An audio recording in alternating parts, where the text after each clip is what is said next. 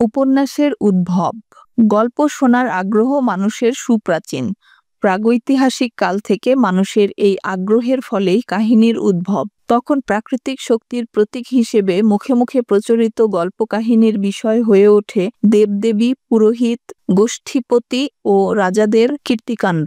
লিপির উদ্ভাবন, ব্যবহার ও মুদ্রণ যন্ত্রের আবিষ্কার হতে বহু শতক পেরিয়ে যায়। ততদিনে মানব সমাজে সর্বময় কর্তৃত্ব প্রতিষ্ঠিত হয় সম্রাট, পুরোহিত ও ভূস্বামীদের। ফলে দেবতা ও রাজরাজরার কাহিনী লিপিবদ্ধ হতে থাকে ছন্দ ও অলঙ্কারমণ্ডিত ভাষায়। এভাবেই ক্রমে কাব্য, মহাকাব্য ও নাটকের সৃষ্টি। দৈনন্দিন জীবনযাপনের ভাষায় তথা গদ্যে কাহিনী লেখার উদ্ভব ঘটে ইতিহাসের এক বিশেষ পর্বে। মুখে মুখে রচিত কাহিনী যেমন রূপকথা, উপকথা, পুরাণ, জাতকের গল্প ইত্যাদি পরে গদ্যে লিপিবদ্ধ হলেও মানুষ এবং মানুষের জীবন ওইসব কাহিনীর প্রধান বিষয় হতে পারেনি। কারণ তখনও সমাজে ব্যক্তি মানুষের অধিকার স্বীকৃত হয়নি, গড়ে ওঠেনি তার ব্যক্তিত্ব।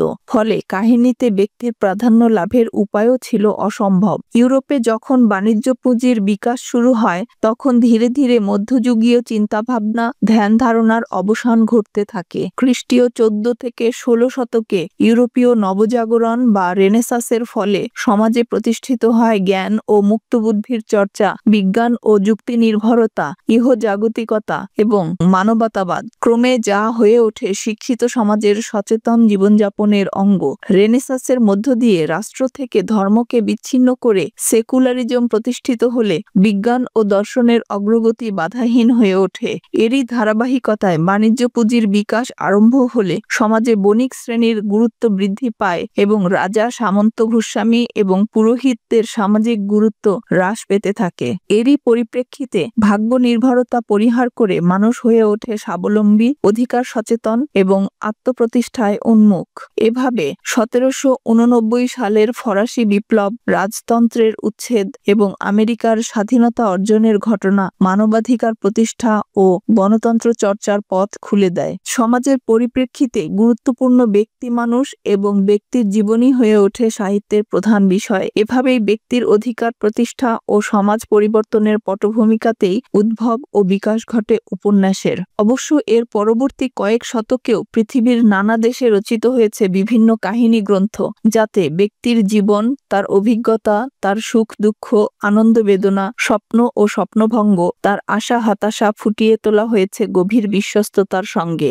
এর উল্লেখযোগ্য উদাহরণ হল আলিফ লায়লা ওয়া লায়লানে, ডন কুইক্সোট ইত্যাদি। উপন্যাস রচনার ক্ষেত্রে 19 শতক খুবই তাৎপর্যবহ। এ সময়ে লেখা হয়েছে পৃথিবীর বেশ কিছু শ্রেষ্ঠ উপন্যাস, যেমন ফ্রান্সের স্তাদালের স্কারলেট অ্যান্ড ব্ল্যাক, এমিল জোলার দি জার্মিনাল, ব্রিটেনের হেনরি ফিল্ডিংয়ের টম জোন্স, চার্লস ডিকেন্সের a tale of two cities, রাশিয়ার লিও তলস্তয়ের ওয়ার অ্যান্ড পিস, ফিওদর দস্তয়েভস্কির ক্রাইম অ্যান্ড পানিশমেন্ট ইত্যাদি। উপন্যাস শিল্পকে বিকাশের শীর্ষ স্তরে পৌঁছে দেয়া এসব মহৎ উপন্যাস পাঠকের মনকে যুক্ত করে বৃহত্তর জগৎ ও জীবনের সঙ্গে। উপন্যাসের শ্রেণীবিভাগ।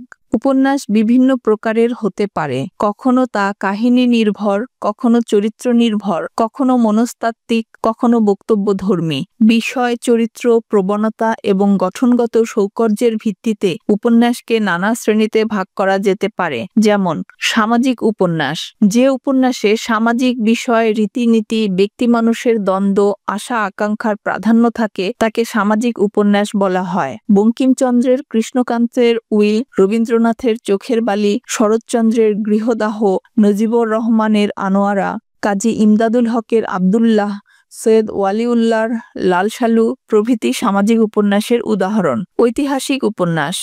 জাতীয় জীবনে গুরুত্বপূর্ণ কোনো ঐতিহাসিক ঘটনা বা চরিত্রের আশ্রয়ে যখন কোনো উপন্যাস রচিত হয় তখন তাকে ঐতিহাসিক উপন্যাস বলে। ঐতিহাসিক উপন্যাসে লেখক নতুন নতুন ঘটনা বা চরিত্রের সৃজন করে কাহিনীতে গতিময়তা ও প্রাণ সঞ্চার করতে পারেন, কিন্তু ঐতিহাসিক সত্য থেকে বিচ্যুত হতে পারেন না। বঙ্কিমচন্দ্রের রাজসিংহ, রাখালদাস বন্দ্যোপাধ্যায়ের ধর্মপাল, মীর মশাররফ হোসেনের বিষাদ সিন্ধু, সত্যেন সেনের অভিশপ্ত নগরী ঐতিহাসিক উপন্যাস বলে বিবেচিত। রুশ ভাষায় লিখিত তলস্তয়ের কালজয়ী গ্রন্থ ওয়ার অ্যান্ড পিস, ভাসিলি ইয়ানের চেঙ্গিস খান বিখ্যাত ঐতিহাসিক উপন্যাস। মনস্তাত্ত্বিক উপন্যাস।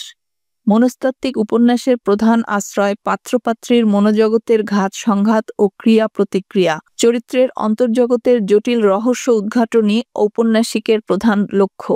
আবার সামাজিক উপন্যাস ও মনস্তাত্ত্বিক উপন্যাসের নৈকট্য লক্ষ্য করা যায়। সামাজিক উপন্যাসে যেমন মনস্তাত্ত্বিক ঘাত প্রতিঘাত থাকতে পারে, তেমনি মনস্তাত্ত্বিক উপন্যাসেও সামাজিক ঘাত প্রতিঘাত থাকতে পারে। মনস্তাত্ত্বিক উপন্যাসে কাহিনী অবলম্বন মাত্র, প্রকৃত উদ্দেশ্য থাকে মানব মনের জটিল দিকগুলো সার্থক বিশ্লেষণের মাধ্যমে উপস্থাপন করা। বিশ্ব সাহিত্যে ফরাসি লেখক গুস্তাভ ফ্লবেয়ার লিখিত মাদাম বোভারি, রুশ লেখক দস্তয়েভস্কি লিখিত ক্রাইম অ্যান্ড পানিশমেন্ট এবং বাংলা সাহিত্যে রবীন্দ্রনাথের চতুরঙ্গ, সৈয়দ ওয়ালিউল্লাহর চাঁদের অমাবস্যা ও কাঁদো নদী কাঁদো মনস্তাত্ত্বিক উপন্যাসের উজ্জ্বল উদাহরণ।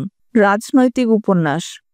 সমাজ বিকাশের অন্যতম চালিকা শক্তি যে রাজনীতি, সেই রাজনৈতিক ঘটনাবলী, রাজনৈতিক মতাদর্শ এবং রাজনীতি সংশ্লিষ্ট চরিত্রের কর্মকাণ্ড যে উপন্যাসে প্রাধান্য লাভ করে তাকে রাজনৈতিক উপন্যাস বলে। এ ধরনের উপন্যাসে রাজনৈতিক ক্ষোভ, বিক্ষোভ, আন্দোলন, সংগ্রাম, স্বাধীনতা ও মুক্তির আকাঙ্ক্ষা, সমাজ ও রাষ্ট্রের বিপুল পরিবর্তনের ইঙ্গিত স্পষ্ট হয়ে ওঠে। রাজনৈতিক উপন্যাসের দৃষ্টান্ত রবীন্দ্রনাথ ঠাকুরের গোরা, শরৎচন্দ্রের পথের দাবি, গোপাল হালদারের ত্রয়ী উপন্যাস, একদা অন্যদিন আর একদিন, তারাশঙ্কর বন্দ্যোপাধ্যায়ের ঝড় ও ঝরাপাতা, সতীনাথ ভাদুরীর জাগরি ও ঢোড়াই চরিত মানুষ, মানিক বন্দ্যোপাধ্যায়ের চিহ্ন, শহীদুল্লাহ কায়সারের সংসপ্তক, জহির রায়হানের আরেক ফাল্গুন, আখতারুজ্জামান ইলিয়াসের চিলেকোঠার সেপাই, আহমদ ছফার ওঙ্কার প্রভৃতি। আঞ্চলিক উপন্যাস। অঞ্চল বিশেষের মানুষ ও তাদের যাপিত জীবন এবং স্থানিক রং ও স্থানিক পরিবেশ বিধৌত জীবনাচরণ নিয়ে যে উপন্যাস লেখা হয় তাকে আঞ্চলিক উপন্যাস বলা হয়। তারাশঙ্কর বন্দ্যোপাধ্যায়ের হাঁসুলি বাকের উপকথা, অদ্বৈত মল্ল বর্মণের তিতাস একটি নদীর নাম, শামসুদ্দিন আবুল কালামের কাশবনের কন্যা, সমুদ্র বাসর প্রভৃতি নাম এক্ষেত্রে স্মরণীয়। রহস্যোপন্যাস। রহস্যোপন্যাসে ঔপন্যাসিকের প্রধান লক্ষ্য রহস্যময়তা সৃষ্টি এবং উপন্যাসের উপান্ত পর্যন্ত তা ধরে রাখা। এ জাতীয় উপন্যাসে রহস্য উদ্ঘাটনের জন্য পাঠক রুদ্ধশ্বাস অপেক্ষায় থাকে। দীনেন্দ্র কুমার রায়, হেমেন্দ্র কুমার রায়, শরদিন্দু বন্দ্যোপাধ্যায়, সত্যজিৎ রায়, নিহার রঞ্জন গুপ্ত, কাজী আনোয়ার হোসেন প্রমুখ লেখক বাংলা ভাষায় বহু রহস্যোপন্যাস লিখেছেন। Feluda series, Kiriti omnibus, Masud Rana series, কুয়াশা সিরিজ প্রভৃতি এ জাতীয় উপন্যাসের দৃষ্টান্ত। চেতনা প্রবাহ রীতির উপন্যাস। মানুষের মনোলোকে বর্তমানের অভিজ্ঞতা, অতীতের স্মৃতি এবং ভবিষ্যতের কল্পনা একসঙ্গে প্রবাহিত হয়। এই প্রবাহের ভাষিক বর্ণনা দিয়ে চেতনা প্রবাহ রীতির উপন্যাস লিখিত হয়। আইরিশ লেখক জেমস জয়েসের ইউলিসিস এমনই একটি বিখ্যাত উপন্যাস। সতীনাথ ভাদুরীর জাগরি, সৈয়দ ওয়ালিউল্লাহর কাঁদো নদী কাঁদো চেতনা প্রবাহ রীতির উপন্যাস হিসেবে পরিচিত। আত্মজৈবনিক উপন্যাস। ঔপন্যাসিক তার ব্যক্তিগত জীবনে নানা ঘাত প্রতিঘাতকে যখন আন্তরিক শিল্পকুশলতায় উপন্যাসে রূপদান করেন তখন তাকে আত্মজৈবনিক উপন্যাস বলে। এ ধরনের উপন্যাসে লেখক ঔপন্যাসিক কল্পনার উপর প্রভাব বিস্তার করে থাকে তার ব্যক্তি জীবনের নানা অন্তর্ময় বৈশিষ্ট্যমণ্ডিত ঘটনাসূত্র।